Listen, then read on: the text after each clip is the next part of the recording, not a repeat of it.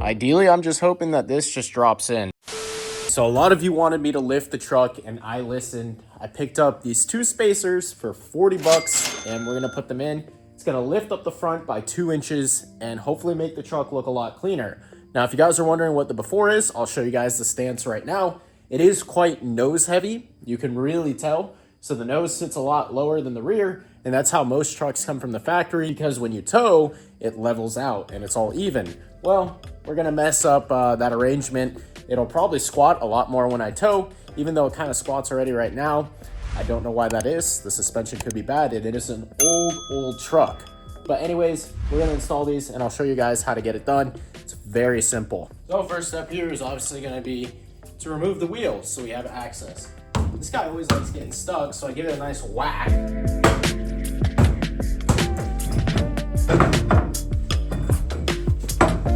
I gotta see, bless me, and research exactly which bolts they took out, because I mean, I don't really know, but I saw some guys do it without a spring compressor.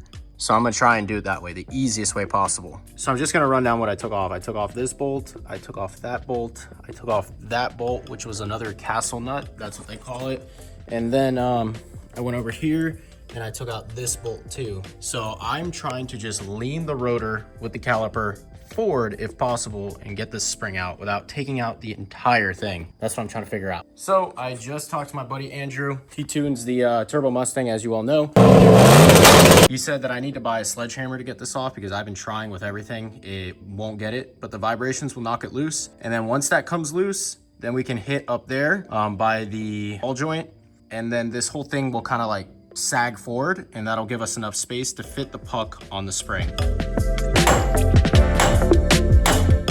Then after you beat on that thing, kind of sounds messed up, the spring comes out. Should go on the flatter side from what I know. Ideally, I'm just hoping that this just drops in, but knowing the situation and knowing my luck, we're gonna have to undo a lot more stuff. All right, you can see my black spacer at the top of the spring. Should be good for reassembly. Same way I took it apart in reverse. Now, I highly recommend you guys look up the torque specs for each part or each bolt. That's what I'm doing right now. So for the tie rod, it is 78 foot-pound. And we're just gonna make sure that we get to that because I wanna do this safely.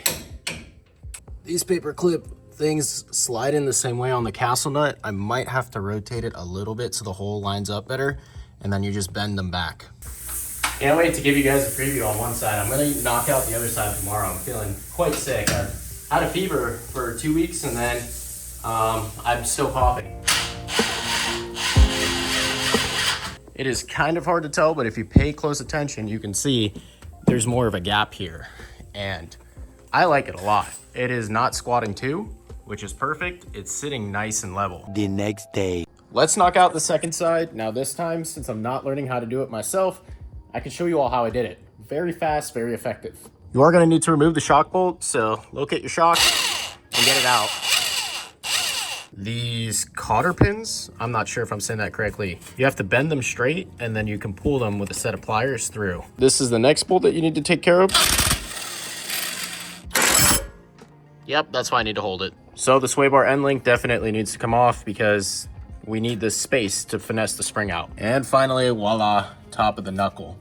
So that'll give you enough room to drop it down. We're not gonna take it off all the way. We're gonna leave some threads on it so when it drops, it doesn't go all the way down, because this whole thing will drop and hit the floor. You don't wanna be in the path. It's very heavy. This is where the sledgehammer comes into play. You're going to hit right here. You guys saw me do that on the other side, and the vibrations are gonna knock the threads loose. Awesome. Control arms moved out of the way. Now we can give it a sledgehammer hit on the side up here, and this is gonna cause this to come down. Took me literally 10 minutes to get to this point. 2 hours the last time because I had to go buy a sledgehammer. Well, she's lifted. You guys tell me down in the comment section right now, can you even tell right now, you know, with the car being in the garage or the truck, whatever.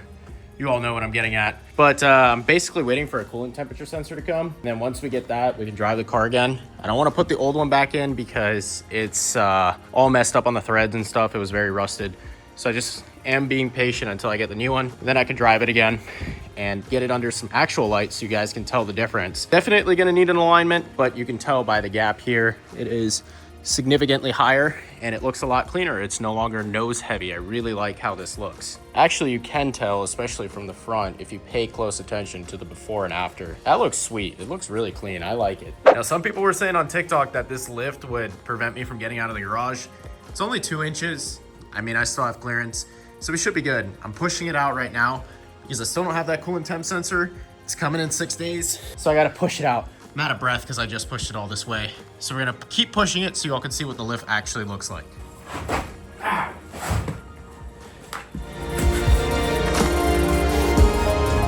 It's gonna be a little bit more difficult to push on the carpet area because it's not dry. And no traction. That's gonna take like 4 or 5 guys to get back in there. Yes, I'm gonna have to call my friends up. But you can see, no issues clearing.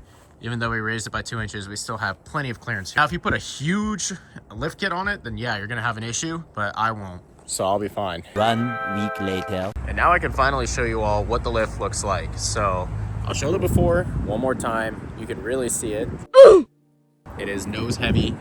Now it's nice and level. And what I'm gonna do next is go through some of the worst bumps possible so you all can see if it rides harder. It's hard to find bumpy or bad roads here in Florida because the highways are pretty good, but the best thing I can think of is if I go flying over a train track like I am right now. Honestly, doesn't ride that much worse than before. It feels the same actually. And I got one more idea. We'll take it a little bit off-road to see how bumpy it gets. If you want the real test, go to South Carolina. Those roads are terrible. Overall, I gotta say, if you're extremely hesitant about lifting your truck because you think the ride is gonna be unbearable, I literally don't notice any difference. I can't say it enough. Like, I cannot emphasize that enough, that it feels the same as it did with lowering springs. So if you wanna lift your truck, just send it, man. Don't worry about it. You'll actually enjoy how it looks more than you care about the ride because it literally does nothing. So if you all enjoyed this one, please remember to comment, like, and subscribe. And let me know if you guys wanna see more truck videos.